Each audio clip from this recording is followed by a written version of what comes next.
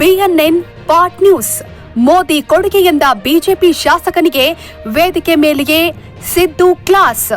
ಆದ್ಯತೆ ಮೇರೆಗೆ ರಾಜ್ಯಗಳಿಗೆ ಎಲೆಕ್ಟ್ರಿಕ್ ಬಸ್ಗಳ ಹಂಚಿಕೆ. ಸಹಕಾರ ಸಂಘಗಳ ಕಾಯ್ದೆಯಡಿ ವಸತಿ ಸಂಕೀರ್ಣ ನೋಂದಣಿ ರದ್ದು. ಪಾಕ್ ವಿರುದ್ಧ ವಿದೇಶಗಳಿಗೆ ಸರ್ವಪಕ್ಷ ನಿಯೋಗ. ಕೇಂದ್ರದ ವಿರುದ್ಧ ತಮಿಳುನಾಡು ಸುಪ್ರೀಂ ಮೊರೆ. ಮೋದಿ ಕೊಡುಗೆಯಿಂದ ಬಿಜೆಪಿ ಶಾಸಕನಿಗೆ ವೇದಿಕೆ ಮೇಲೆಯೇ ಸಿದ್ದು ಕ್ಲಾಸ್. ಮಂಗಳೂರು ನಗರದ ನೂತನ ಜಿಲ್ಲಾಡಳಿತ ಕೇಂದ್ರವಾದ ಪ್ರಜಾಸೌಧ ಉದ್ಘಾಟನೆಯಲ್ಲಿ ಭಾಗವಹಿಸಿದ್ದ ಸಿಎಂ ಸಿದ್ದರಾಮಯ್ಯ ದಕ್ಷಿಣ ಕ್ಷೇತ್ರದ ಬಿಜೆಪಿ ಶಾಸಕ ವೇದವ್ಯಾಸ್ ಕಾಮತ್ ಅವರಿಗೆ ಇತಿಹಾಸ ಪಾಠ ಮಾಡಿದ್ದಾರೆ. ಉದ್ಘಾಟನಾ ಕಾರ್ಯಕ್ರಮದಲ್ಲಿ ಮೊದಲಿಗೆ ಮಾತನಾಡಿದ ವೇದವ್ಯಾಸ್ ಕಾಮತ್, ಸ್ಮಾರ್ಟ್ ಸಿಟಿ ಯೋಜನೆ ಪ್ರಧಾನಮಂತ್ರಿ ನರೇಂದ್ರ ಮೋದಿ ಅವರ ಕನಸಿನ ಕೂಸು. ಈ ಯೋಜನೆ ಇಲ್ಲದೇ ಇದ್ದಿದ್ರೆ ಇಂದು ಈ ಕೆಲಸ ಆಗುತ್ತಲೇ ಇರುತ್ತಿರಲಿಲ್ಲ ಅಂತ ಹೇಳಿದ್ದಾರೆ. ಇದನ್ನೆಲ್ಲ ಆಲಿಸುತ್ತಾ ಕುಳಿತಿದ್ದ ಸಿದ್ದರಾಮಯ್ಯ ತಮ್ಮ ಭಾಷಣದ ವೇಳೆ ಕಾಮತ್ಗೆ ತಿರುಗೇಟು ಕೊಟ್ಟಿದ್ದಾರೆ. ಮಿಸ್ಟರ್ ಕಾಮತ್, ನಾನೇ ಇದರ ಗುದ್ದಲಿ ಪೂಜೆ ಮಾಡಿದ್ದು, ನಾನೇ ಇವಾಗ ಉದ್ಘಾಟನೆ ಮಾಡ್ತಾ ಇರೋದು. ನೀವು ಒಂದ್ ಮಾತು ಹೇಳಿದ್ರಿ, ಸ್ಮಾರ್ಟ್ ಸಿಟಿ ಯೋಜನೆಯನ್ನ ಪ್ರಧಾನಮಂತ್ರಿ ಮಾಡಿದ್ರು ಅಂತ. ನಿಜ, ಆದ್ರೆ ನಾವು ಅರ್ಧ ದುಡ್ಡು ಕೊಡುತ್ತೇವೆ ಅಲ್ವೇ? ನೀವು 4 ವರ್ಷ ಇದ್ರಲ್ಲ, ಆಗ ಯಾಕೆ ಖರ್ಚು ಮಾಡ್ಲಿಲ್ಲ? 4 ವರ್ಷ ಇದ್ರೂ ಆಗಲೂ ಸ್ಮಾರ್ಟ್ ಸಿಟಿ ಪ್ರೋಗ್ರಾಮ್ ಇತ್ತು, ಆಗ ಯಾಕೆ ಖರ್ಚು ಮಾಡಲಿಲ್ಲ? ಆಗ ಖರ್ಚು ಮಾಡಿದ್ರೆ ಇಷ್ಟು ದಿನ ಬೇಕಾಗಿತ್ತಾ ಅಂದರು. ಅಲ್ಲದೆ ಇತಿಹಾಸ ತಿರುಚಬೇಡಿ, ಸುಳ್ಳು ಹೇಳಬೇಡಿ, ಜನ ನಂಬಬೇಕಲ್ಲ. ರಾಜಕೀಯ ಮಾಡೋಣ, ಆದ್ರೆ ಅಭಿವೃದ್ಧಿಯಲ್ಲಿ ರಾಜಕೀಯ ಬೇಡ ಅಂತ ಸಿದ್ದರಾಮಯ್ಯ ವೇದವ್ಯಾಸ್ ಕಾಮತ್ಗೆ ಕ್ಲಾಸ್ ತೆಗೆದುಕೊಂಡ್ರು. ಆದ್ಯತೆ ಮೇರೆಗೆ ರಾಜ್ಯಗಳಿಗೆ ಎಲೆಕ್ಟ್ರಿಕ್ ಬಸ್ಗಳ ಹಂಚಿಕೆ. ನಗರ ಪ್ರದೇಶಗಳಲ್ಲಿ ವಾಹನಗಳಿಂದ ಹೊರಸೂಸುವ ಮಾಲಿನ್ಯವನ್ನ ತಗ್ಗಿಸುವ ಮಹತ್ವದ ಹೆಜ್ಜೆಯಾಗಿ ಕರ್ನಾಟಕ ಸೇರಿದಂತೆ ದೇಶಾದ್ಯಂತ ವಿದ್ಯುತ್ ಚಾಲಿತ ಬಸ್ಗಳನ್ನು ಪರಿಚಯಿಸಲು ಕೇಂದ್ರ ಸರ್ಕಾರ ವ್ಯಾಪಕ ಪ್ರಯತ್ನ ನಡೆಸುತ್ತಿದೆ. ಈ ಪ್ರಕ್ರಿಯೆ ಈಗಾಗಲೇ ಆರಂಭವಾಗಿದ್ದು, ರಾಜ್ಯಕ್ಕೆ ಹಂತ ಹಂತವಾಗಿ ಮತ್ತು ಆದ್ಯತೆಯ ಮೇರೆಗೆ ಬಸ್ಗಳನ್ನು ಹಂಚಿಕೆ ಮಾಡಲಾಗುವುದು ಅಂತ ಕೇಂದ್ರ ಸಚಿವ ಕುಮಾರಸ್ವಾಮಿ ಭರವಸೆ ಕೊಟ್ಟಿದ್ದಾರೆ. ಕೇಂದ್ರ ಸರ್ಕಾರ ಪ್ರಾಯೋಜಿತ ಪಿಎಂ ಇ ಡ್ರೈವ್ ಉಪಕ್ರಮದಡಿಯಲ್ಲಿ ಎಲೆಕ್ಟ್ರಿಕ್ ಬಸ್ಗಳನ್ನು ಹಂಚಿಕೆ ಮಾಡುವಂತೆ ಕೋರಿ ರಾಜ್ಯ ಸಾರಿಗೆ ಸಚಿವ ರಾಮಲಿಂಗಾರೆಡ್ಡಿ ಸಲ್ಲಿಸಿದ ಮನವಿಯನ್ನ ಸ್ವೀಕರಿಸಿ ಮಾತನಾಡಿದ ಕೇಂದ್ರ ಸಚಿವರು, ಬೆಂಗಳೂರು ಸೇರಿದಂತೆ ರಾಜ್ಯದ ಪ್ರಮುಖ ನಗರಗಳಲ್ಲಿ ಸಾರ್ವಜನಿಕ ಸಾರಿಗೆ ವ್ಯವಸ್ಥೆಯನ್ನ ಸುಧಾರಿಸುವ ಅಗತ್ಯವನ್ನ ಒಪ್ಪಿಕೊಂಡರು. ಈ ನಿಟ್ಟಿನಲ್ಲಿ ರಾಜ್ಯ ಸರ್ಕಾರಕ್ಕೆ ಕೇಂದ್ರದಿಂದ ಸಂಪೂರ್ಣ ಬೆಂಬಲ ನೀಡುವುದಾಗಿ ತಿಳಿಸಿದರು. ಪಿಎಂ ಇ ಡ್ರೈವ್ ಉಪಕ್ರಮದ ಅಡಿಯಲ್ಲಿ ಒಟ್ಟು 9 ಪ್ರಮುಖ ನಗರಗಳಿಗೆ 14,028 ವಿದ್ಯುತ್ ಚಾಲಿತ ಬಸ್ಗಳನ್ನು ಹಂಚಿಕೆ ಮಾಡುವ ಗುರಿ ಹೊಂದಲಾಗಿದೆ. ಈ ಯೋಜನೆಗೆ ಸಂಬಂಧಿಸಿದ ಮೂಲ ಸೌಕರ್ಯಗಳಾದ ಚಾರ್ಜಿಂಗ್ ಸ್ಟೇಷನ್ಗಳು, ಬಸ್ ಡಿಪೋಗಳು ಮತ್ತು ವಾಹನ ನಿರ್ವಹಣಾ ವ್ಯವಸ್ಥೆಗಳ ಕುರಿತು ಕೇಂದ್ರ ಮತ್ತು ರಾಜ್ಯ ಸರ್ಕಾರಗಳ ನಡುವೆ ಚರ್ಚೆ ನಡೆಯುತ್ತಿದೆ.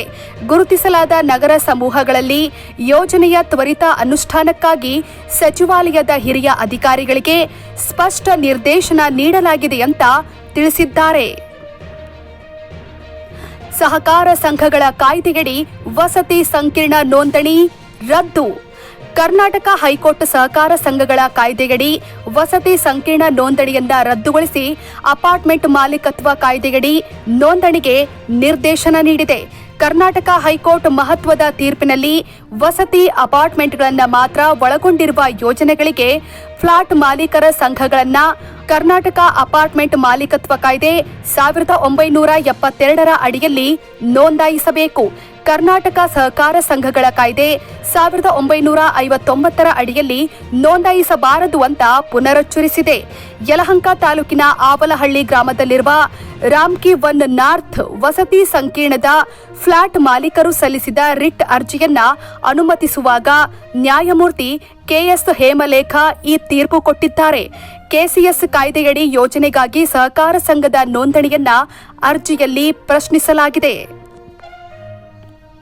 ಪಾಕ್ ವಿರುದ್ಧ ವಿದೇಶಗಳಿಗೆ ಸರ್ವಪಕ್ಷ ನಿಯೋಗ. ಪಹಲ್ಗಾಮ್ ದಾಳಿ ಪ್ರತೀಕಾರವಾಗಿ ಭಾರತ ನಡೆಸಿದ್ದ ಆಪರೇಷನ್ ಸಿಂಧೂರದಿಂದ ಉಗ್ರಸ್ಥಾನ ಪಾಕ್ನ ಜಂಗಾಬಲವೇ ಕುಸಿದು ಹೋಗಿದೆ. ಇದೀಗ ಭಾರತ ಭಯೋತ್ಪಾದನೆ ನಿರ್ಮೂಲನೆಗೆ ಹೊಸ ಅಸ್ತ್ರ ಪ್ರಯೋಗಿಸಿದೆ. ಈ ಸಲ ಉಗ್ರ ಪೋಷಕ ಪಾಕಿಸ್ತಾನ ಹಾಗೂ ಭಯೋತ್ಪಾದನಾ ಕೃತ್ಯಕ್ಕೆ ಪೂರ್ಣ ವಿರಾಮ ಹಾಕಲು ಭಾರತ ಪ್ರಮುಖ ರಾಜತಾಂತ್ರಿಕ ಹೆಜ್ಜೆ ಇಟ್ಟಿದೆ. ಪಾಕಿಸ್ತಾನ ಪ್ರಾಯೋಜಿತ ಭಯೋತ್ಪಾದನೆಯನ್ನ ಜಾಗತಿಕ ಮಟ್ಟದಲ್ಲಿ ಎತ್ತಿ ತೋರಿಸಲು ಕೇಂದ್ರ ಸರ್ಕಾರ 7 ಸರ್ವಪಕ್ಷ ನಿಯೋಗ ರಚಿಸಿದೆ. ಈ ಬಗ್ಗೆ ಸಂಸದೀಯ ವ್ಯವಹಾರಗಳ ಸಚಿವ ಕಿರಣ್ ರಿಜಿಜು ಮಾಹಿತಿ ನೀಡಿ, ಜಾಗತಿಕ ಮಟ್ಟದಲ್ಲಿ ಪಾಕ್ ಉಗ್ರ ಮುಖವಾಡ ಬಯಲು ಮಾಡಲು ಸರ್ವಪಕ್ಷ ನಿಯೋಗ ವಿವಿಧ ದೇಶಗಳಿಗೆ ಭೇಟಿ ಕೊಡಲಿದೆ ಅಂತ ತಿಳಿಸಿದ್ದಾರೆ. ಪ್ರಾದೇಶಿಕ ಬಣಗಳಾಗಿ ವಿಂಗಡಿಸಲಾದ ನಿಯೋಗಗಳು ಮೇ 22 ಅಥವಾ 23ರ ವೇಳೆಗೆ 10 ದಿನಗಳ ಕಾಲ ಪ್ರಯಾಣಿಸಲಿವೆ. ಸಂಸದರ ಜೊತೆ ವಿದೇಶಾಂಗ ಇಲಾಖೆಯ ಅಧಿಕಾರಿಗಳು ಪ್ರಯಾಣಿಸಿ ವಿಶ್ವದ ಮುಂದೆ ಪಾಕ್ನ ಮುಖವಾಡವನ್ನ ಕಳಚಲಿದ್ದಾರೆ.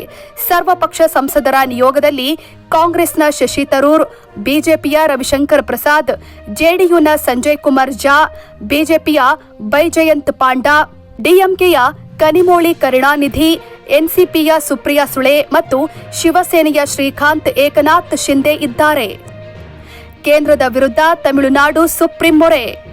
ಕೇಂದ್ರ ಸರ್ಕಾರ ನಿಧಿ ಹಿಡಿಯುತ್ತಿರುವುದನ್ನ ವಿರೋಧಿಸಿ ತಮಿಳುನಾಡು ಸುಪ್ರೀಂ ಕೋರ್ಟ್ ಮೆಟ್ಟಲೇರಲಿದೆ ಅಂತ ಸ್ಟಾಲಿನ್ ಹೇಳಿದ್ದಾರೆ. ಭಾರತದಲ್ಲಿ ಶಿಕ್ಷಣದ ಕೇಸರೀಕರಣವನ್ನ ನಿಲ್ಲಿಸಲು ಏಕೈಕ ಪರಿಹಾರವೆಂದರೆ ಶಿಕ್ಷಣವನ್ನ ಸಂವಿಧಾನದ ರಾಜ್ಯ ಪಟ್ಟಿಗೆ ಮರಳಿ ತರುವುದು ಅಂತ ಸ್ಟಾಲಿನ್ ತಿಳಿಸಿದ್ದಾರೆ. ತ್ರಿಭಾಷಾ ನೀತಿಯನ್ನ ಜಾರಿಗೆ ತರಲು ನಿರಾಕರಿಸಿದ್ದಕ್ಕಾಗಿ ಕೇಂದ್ರ ಸರ್ಕಾರವು ತಮಿಳುನಾಡಿಗೆ 2,152 ಕೋಟಿ ರೂಪಾಯಿ ಮೊತ್ತದ ಹಣವನ್ನ ಬಿಡುಗಡೆ ಮಾಡದೆ ಹಠ ಹಿಡಿದಿದ್ದು, ರಾಜ್ಯ ಸರ್ಕಾರವು ಸುಪ್ರೀಂ ಕೋರ್ಟ್ನಲ್ಲಿ ಕಾನೂನು ಮೊರೆ ಹೋಗಲಿದೆ ಅಂತ ಮುಖ್ಯಮಂತ್ರಿ ಎಂಕೆ ಸ್ಟಾಲಿನ್ ತಿಳಿಸಿದ್ದಾರೆ. ಪ್ರಿಯ ವೀಕ್ಷಕರೇ, ಇದು ಈ ದಿನದ ಪಾಟ್ ಸುದ್ದಿ ನಿಮಗಾಗಿ. ಈ ಸುದ್ದಿ ನಿಮಗೆ ಇಷ್ಟವಾದಲ್ಲಿ ನಮ್ಮ ಚಾನೆಲ್ ಅನ್ನು ಸಬ್ಸ್ಕ್ರೈಬ್ ಮಾಡಿ, ಲೈಕ್ ಮಾಡಿ, ಶೇರ್ ಮಾಡಿ.